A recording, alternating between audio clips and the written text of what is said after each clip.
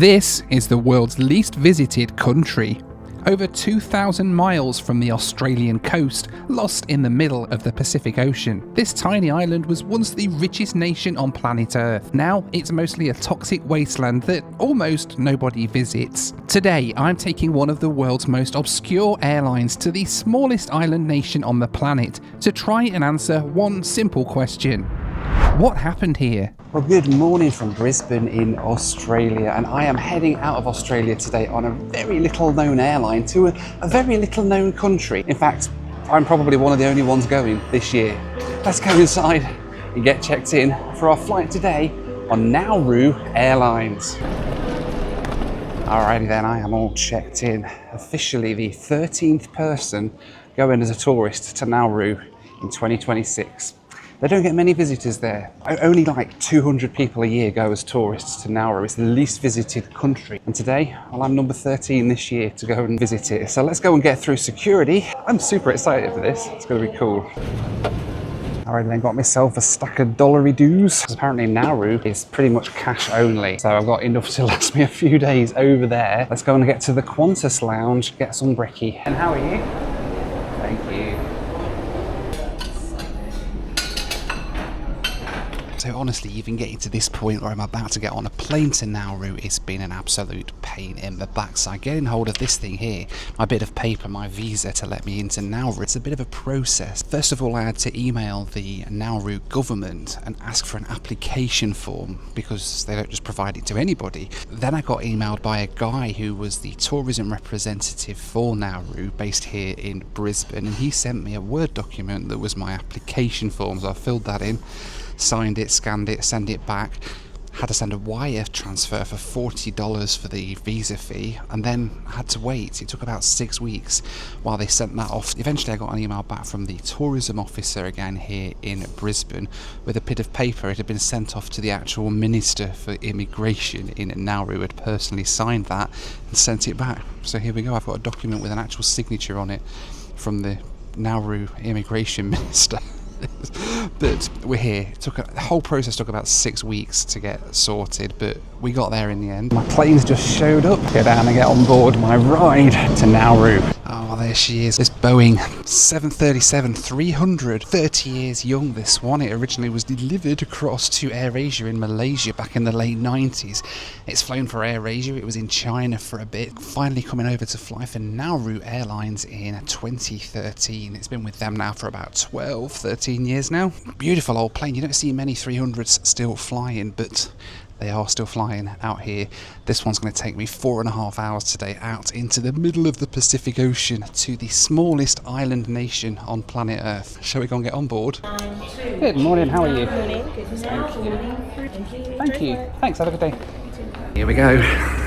Let's head to Nauru.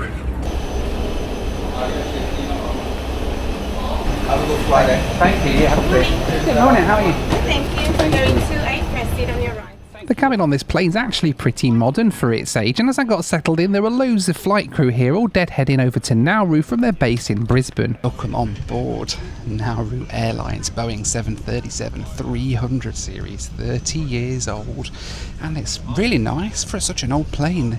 Beautiful leather seats up here in business class, very, very comfy indeed. Quite a lot of leg room, which is nice. We've got 4 hours on this thing today. Very similar to first class that you get over in the States on this plane, which is quite nice. Lots of room. We've got a little TV in the armrest. We'll see if there's anything on there later as well.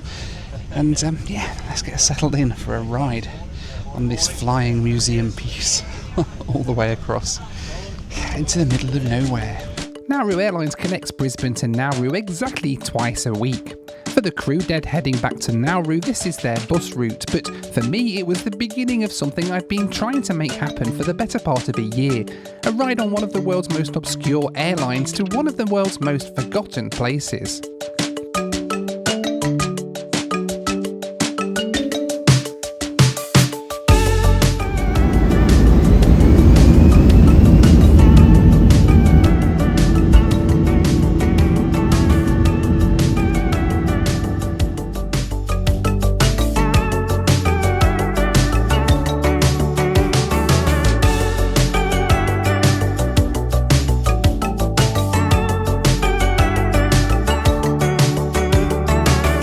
From Brisbane, we'd be heading almost due north, crossing the Coral Sea before pushing out into the open Pacific. 4 hours and 20 minutes in the air today, covering just over 2,000 miles, cruising at 35,000 feet, and for most of the flight, there would be absolutely nothing beneath us worth mentioning. Alrighty then, we are airborne out of Brisbane, heading out across the Pacific Ocean there to Nauru. It's moments like this when you leave the Australian coastline behind and head out into the deep blue sea, you sort of realise just how far out there we are going today. Nauru is so remote, it's like a 4.5 hour flight from Australia. Alrighty then, it is breakfast time. I went for the frittata with some sausages, mushrooms, looks like they've got several bits and pieces here. Ooh, that is good sausage. You know what, that just might be one of the best airplane meals I've had in a very long time. You know, the thing is as well, this flight has ended up costing me more money than both Japan Airlines and Sichuan Airlines. It's long-haul business class. $4,500 US for this business class flight from Brisbane to Nauru and then on to my next stop tomorrow. It's crazy expensive, and it's because Nauru Airlines is the only airline that flies into Nauru, and it's got a bit of a monopoly on the routes, but also it only flies a few times a week, not every single day. So because of that, the seats are really limited and the prices are really expensive. The only reason I'm actually sitting in business class right now is because I originally had this flight booked to take last year when the whole Pacific trip ended up getting binned off after I missed my flight. Long story, I ended up in the Bahamas. It wasn't as great as the Pacific. I thought I'd lost all that money, but I gave them a quick phone call to their Brisbane office and they were really friendly and they helped me to use that credit to book a couple of other flights. Is it worth it?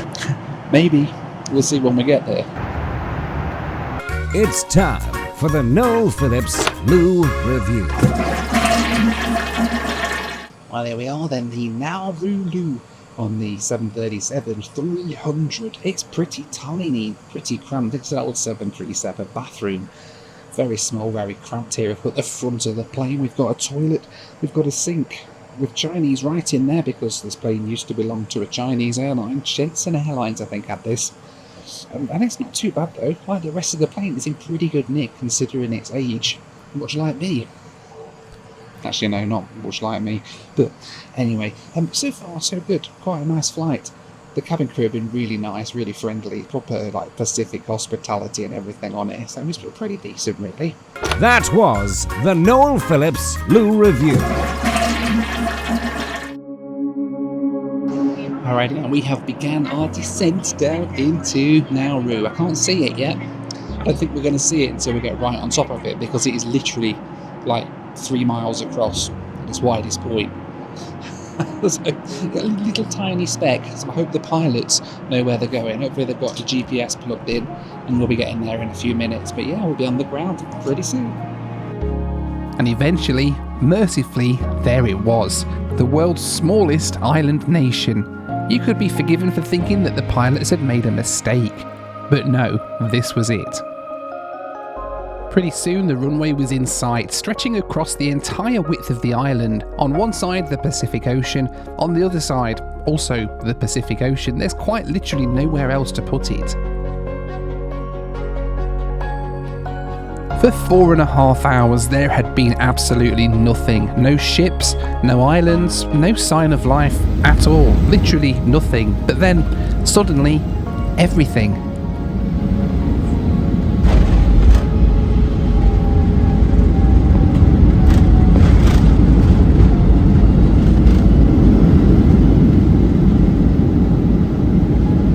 Land right in the middle of the capital. Houses, shops, half the town line the streets just to watch the plane land.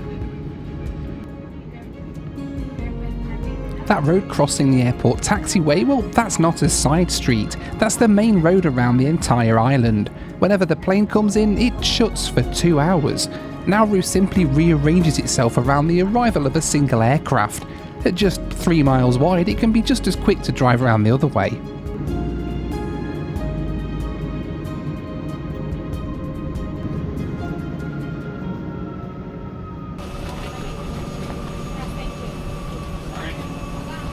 Thank you. See ya. There's just something about stepping off a plane onto a remote island that never gets old. No jet bridge, no endless corridors, just you, the tarmac and the warm Pacific air hitting you for the first time. Inside, passport control took all of 30 seconds, they don't get many visitors after all, and then it was out into the tiny terminal building and into a car to my hotel on the other side of the country.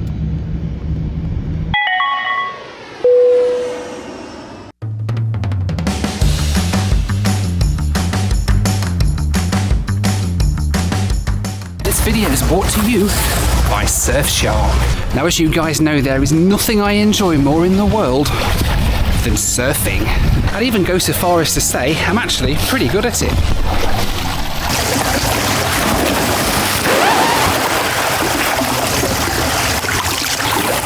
Well, not this sort of surfing. Obviously, I'm not very good at this. It's far too cold and wet for my liking. I much prefer a different sort of surfing. Surfing the web. I'm really good at that and I can spend hours at it. You see, thanks to Surfshark, surfing the web is a lot more pleasurable and safer too. Surfshark's a VPN that encrypts all of your data, even when I'm travelling on public airport hotspots and Wi-Fi, on planes, in hotels, you name it. Whenever I'm on public Wi-Fi, my data's safe because I'm encrypted through the Surfshark VPN. You see, a VPN encrypts your data, which means that you're not leaving anything on display for the rest of the world to see. Even when I'm not travelling though, Surfshark comes in handy because I can sit and watch TV as if I'm anywhere else in the world, which is really handy because I live here in the States. Thanks to Surfshark, I can still watch my favourite TV programmes with Susie, like Gogglebox.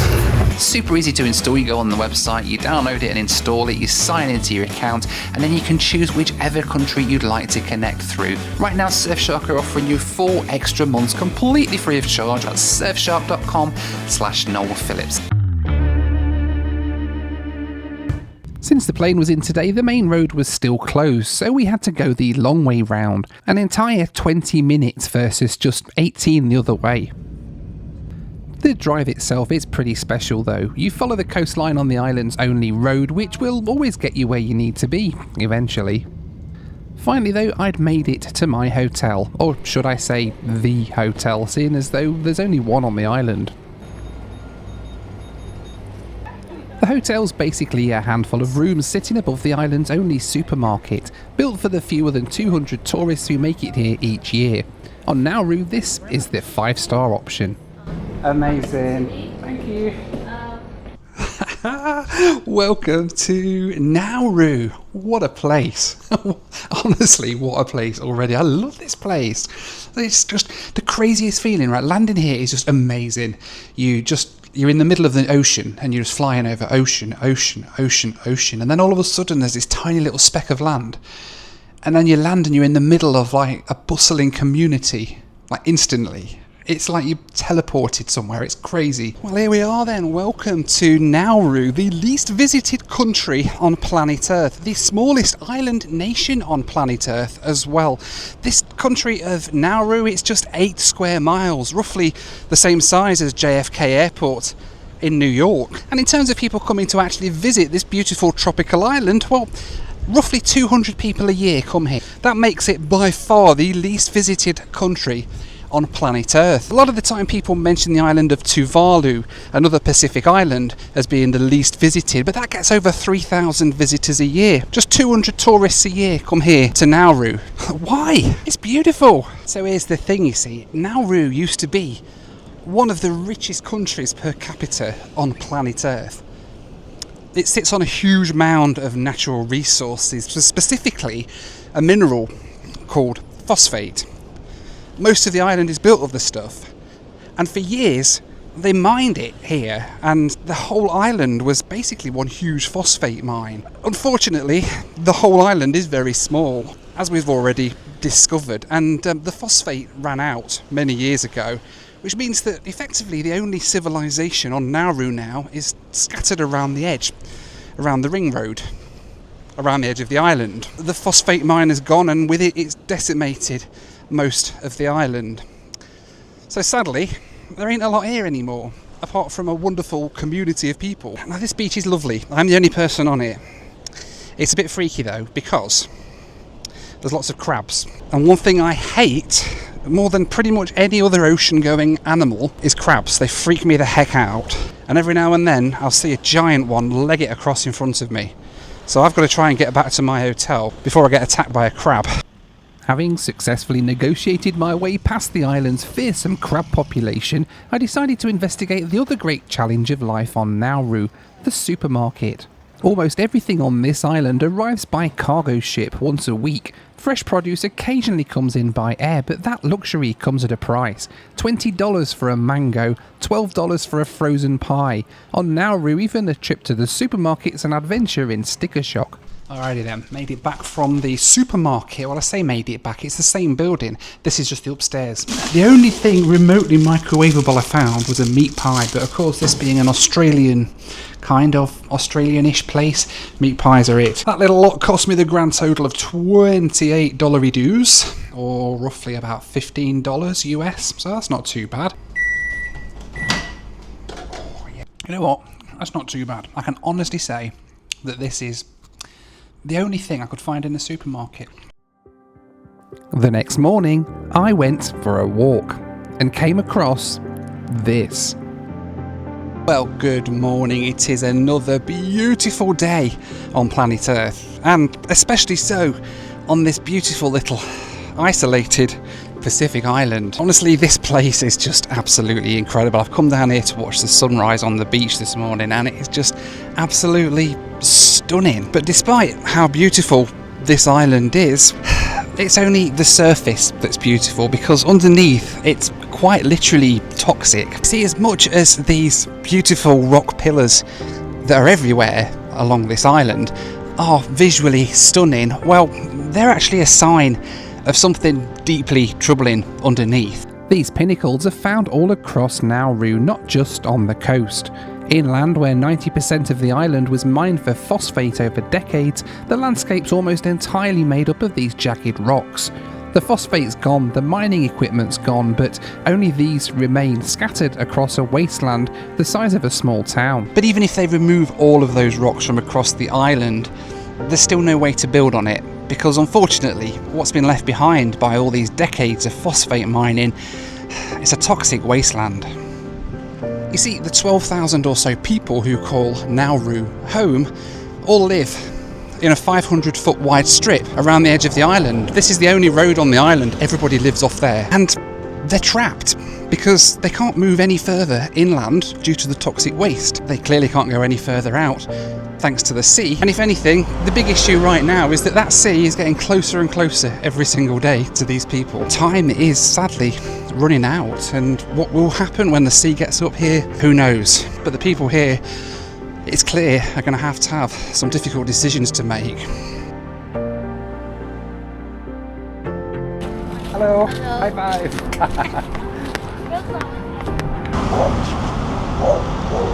It's sad really, the people here in Nauru are just absolutely wonderful. Every single person is just absolutely lovely. So welcoming, so friendly. But it's a tale as old as time, isn't it? Just a series of poor decisions by people in power that these people can't really have any control over have left the island the way it is now. And that's the thing about Nauru.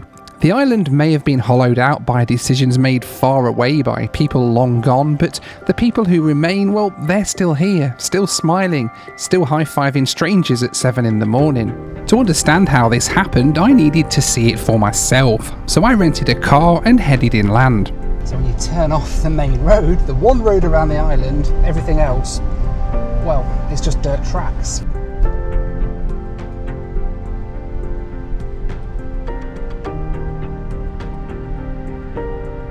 So this is what's known as topside. This is the remnants of all of the phosphate mining. It's just the entire island's just been reduced to these limestone pillars. That's all that's left of the land. The whole island is like this. It's like a lunar landscape, but just with the odd palm tree in the middle of it. There's no way you can build on that. This is crazy. It's like you've walked into the apocalypse. All along these roads is machinery, old cars, bits of equipment, sitting here for decades. Nobody came to collect it, nobody came to clean it up. The companies that stripped this island bare simply left, took what they needed and moved on. What you're looking at is what happens when an entire nation gets used up and discarded. Nauru didn't spend its phosphate wealth, it was someone else's wealth. Nauru just happened to be sitting on top of it. Honestly, driving across top side of Nauru, right across the middle of it, it's such a different vibe to the vibrant little villages and towns all the way around the coast. You come up here and it's like you're literally on another planet. There's no people, there's no cars. There's just these limestone rocks everywhere and dirt roads. And one other thing that is up here, and there's no way to sugarcoat this because it's not really a nice thing, it's the camps. And there's like 3 of them. These are immigration camps set up by Australia. And when people try to enter Australia as asylum seekers or refugees, well, they effectively wind up in one of 2 places, Papua New Guinea or here on Nauru. And there's 3 of these camps on the island, way up here on top side, where people come while they're waiting to find out if they have the right intentions, whether they're actually refugees. Filming these things is highly illegal. We're not allowed to take any videos or photos of them. It's not only against the law, but it's also something that potentially could get me kicked out of the country if anybody stopped me and found I've got pictures of them on my phone, because they are literally like secure facilities. You just have to imagine what one of these places looks like up here. The roads around here are ambitious, but mercifully they do eventually improve. And then coming round the coast, I saw this. So I just had to stop at the side of the road because look at these things behind me. These are the cranes, the cantilever cranes that they used to use to bring phosphate down to the boats, load it onto the ships and send it across to Australia, New Zealand and the rest of the world. Kind of a metaphor for the place really, isn't it? Just rusting away, being lost to the waves. Wow. So we're back on the road, heading back round now to the hotel.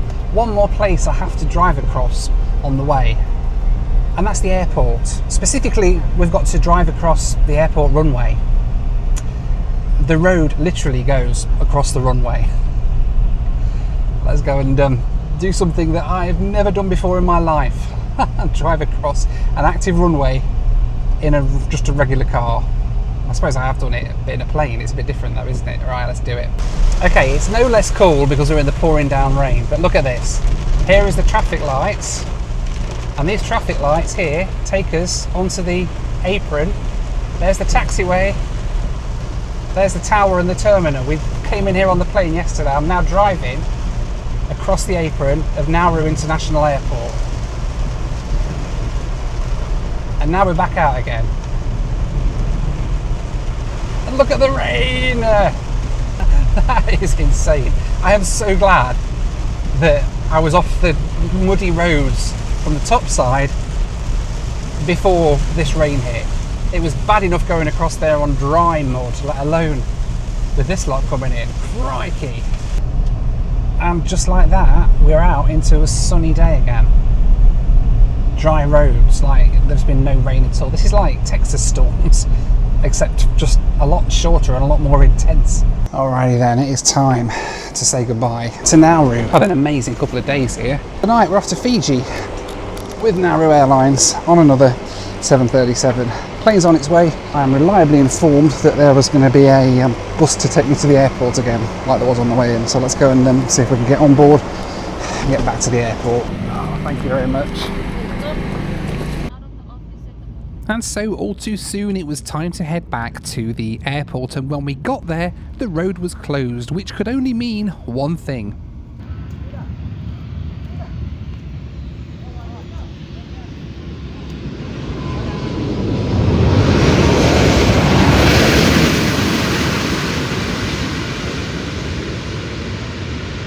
That was cool. That was so close as well. Wow. On most islands, the airport's on the outskirts of town, but on Nauru, the town's on the outskirts of the airport. But for me, the arrival of the plane meant it was time for me to head inside and check in.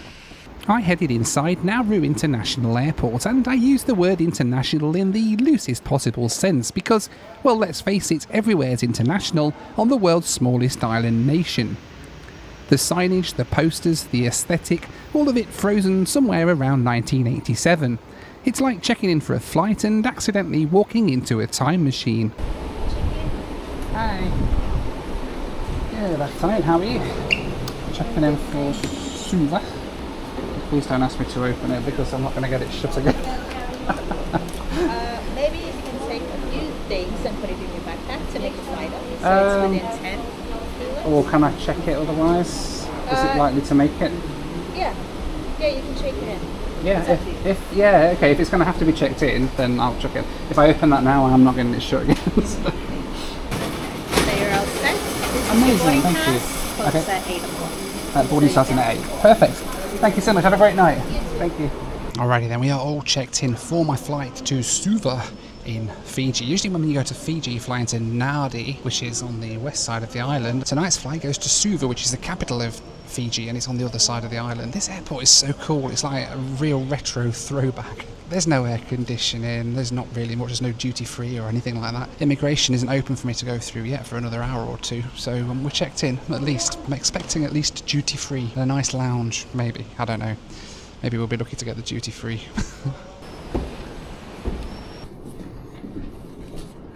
Hey. Thank you. Beyond immigration, the departure experience at Nauru Airport is best described as, well, minimal.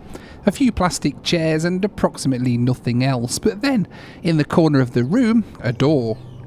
A nondescript, unremarkable door that led down a corridor that looked suspiciously like it might be a lounge. So much to my surprise, here at Nauru International Airport, there is actually a business class lounge. Now, it's not big. It's not fancy, but you know what? It's air conditioned, which is more than you can say for the waiting area outside. And it's got a few snacks and things. Gone for some cheesy balls and knobbies, nuts. There's a couple of hours till the plane goes, but you know what? In here, it's a lot more comfy than it is outside, so I'm not complaining. And with that, it was time to say goodbye to Nauru. Thank you for your patience, ladies and gentlemen. Nauru Airline Flight 01019 to Suva is now ready for boarding, and everything that's ready for inspection by boarding staff. Thank you and enjoy. So just have your boarding pass scanned before you Sure. go. Thank you. Hey, how are you? Thank you very much.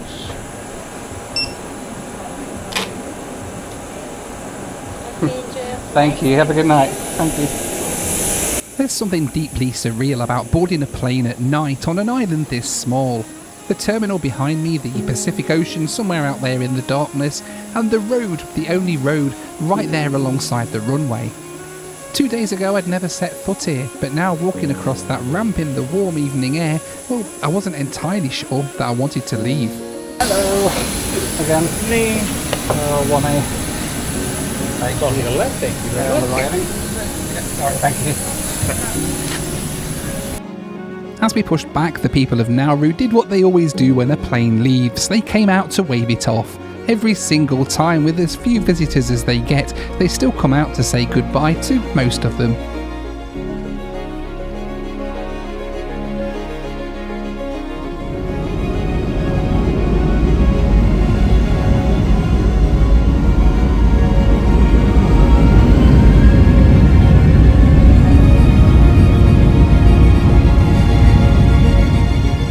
And so, as Nauru disappeared into the darkness below, I sat alone in business class on a near-empty 737 somewhere over the Pacific. No other tourists on board, probably no other tourists on the island really, just a community of 12,000 people living on a strip of land barely wide enough to swing a cat, waving off the plane into the night, the same way they always do. I'd gone to Nauru to answer a question. What happened there? And I think I'd found the answer written into every rusting crane, every limestone pinnacle, every dirt track across a decimated moonscape. But I'd also found something I hadn't expected, a place that, despite everything that had been taken from it, it still had something left.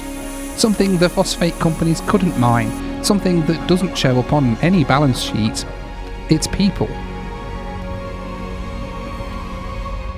Well, good morning. I slept for a solid 6 hours. I'm still knackered. Yep, still wearing the same clothes from yesterday. Completely honest, I can't be arsed today. I just want to go and get to my hotel on the other side of the island and vegetate for 3 days. For now though, I just had one more short flight to take. Fiji from the air is everything that Nauru's interior isn't. Green, lush, untouched, a reminder of what a Pacific island looks like when the world leaves it alone.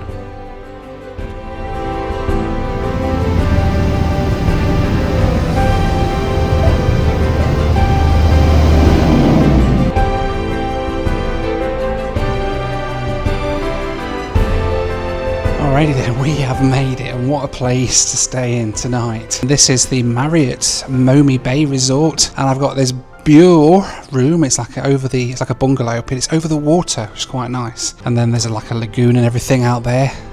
Look at this, look. Huge bed. Over there, bathroom, the huge tub. Hopefully you enjoy seeing Nauru. It's an amazing, amazing country. Go and see it. And it's only a 4-hour flight from Australia. If you guys are living in Australia, go to Nauru. Go on holiday there. It's a beautiful place. The people are lovely. It's a lovely island. Honestly, I had such an amazing time there. Thanks again for watching. Take care, and I'll see you on the next one. Bye for now.